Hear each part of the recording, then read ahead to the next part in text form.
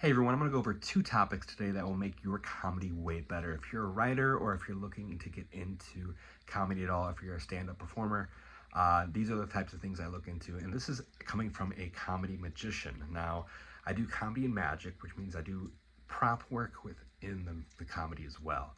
So I've started as a magician and then I learned how to do comedy. So this is coming from someone who hasn't taken a comedy class. I taught myself how to do comedy, and it's a very, very interesting approach because the first time I did comedy, I actually didn't think I was going to do comedy. I actually had an opportunity to perform at Laugh Factory, and one of my friends said, "Hey, come do a set, and we'll see what you do." And mainly, what they wanted me to do is they wanted me to do a bunch of magic, and I challenged myself to do comedy. I ended up getting booed off the stage that night because I did so bad at comedy, but I regained myself with the magic. But I'm going to give you the two insights of what goes into the writing process and what I like to do, okay?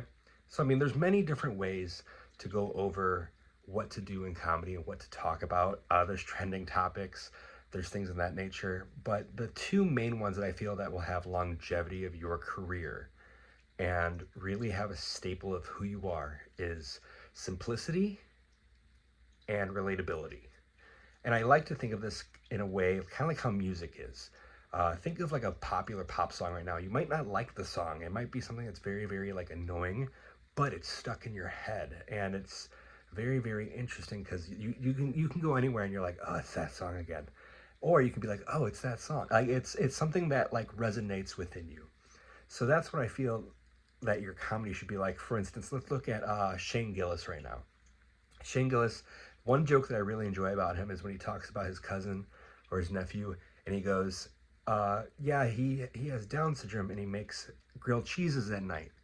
And for some reason, just the relatability of knowing somebody or having somebody in your life that has Down syndrome, or even just the fact of just having like a nephew or a cousin that you go to, it's that slight relatability. And then on top of that, it's so simple. It's a simple thing that is occurring. It's not an intricate joke. He just says, hey, he makes grilled cheeses at night and sneaks them into restaurants. Like it's such a simple haha, but it gets over so well with the crowd. I mean, even look at like some of the greats. Big one for relatability is Kevin Hart for me. Kevin Hart, a lot of his writing, look at his writing across the board. Look at all of his specials.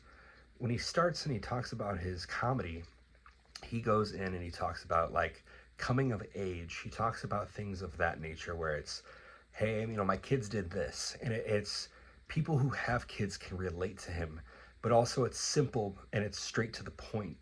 And that's what it should be. Even then it's like, we've all been there. And that's the simplicity of it. So even for me, if you look at a couple of my clips, I can post it up above that we can check it out, or just go to my subscribe and check out my other videos. I do a lot of stuff that's kind of making fun of myself. And the reasoning I do that actually is a lot of the jokes have to refer to how I was as a person in high school. I feel like a lot of people made fun of me, and I've always kind of like wondered, like, what if I can just use this as ammo on stage?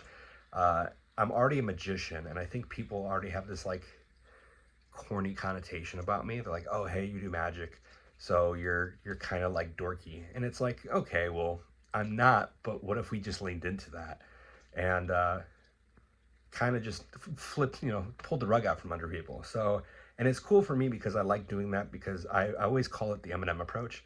If you make fun of yourself first, your audience can't make fun of you. So now the whole I'm gonna make fun of the magician and heckle him is out the door because I already did it to myself. So it's like my name, I have a joke about my name, get that out the way. I have a joke about magic, I get that out the way. And now we can just get into more about me. I have a joke about my mom who went through a couple of different like procedures, like a liver transplant, and that's relatable, and it's a simple joke. It's written simply, and it's A to B.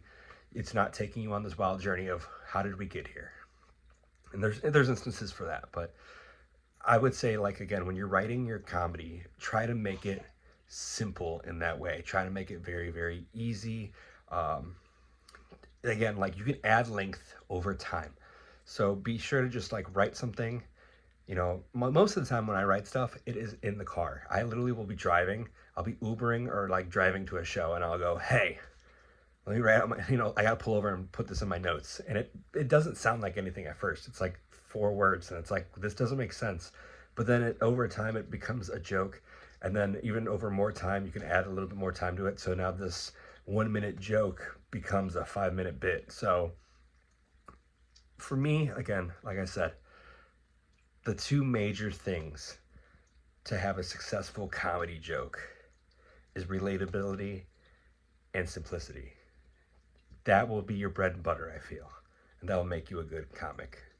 But that is what I gotta say. I feel like that's my secret sauce to comedy. So if you guys like that, be sure to comment below. I would actually like to hear some of your guys' jokes. So if you have like a joke that's relatable and simple, drop it down in the comments. I'd love to hear it. And be sure to subscribe, give me a like, and I'll see you guys next time. Take care.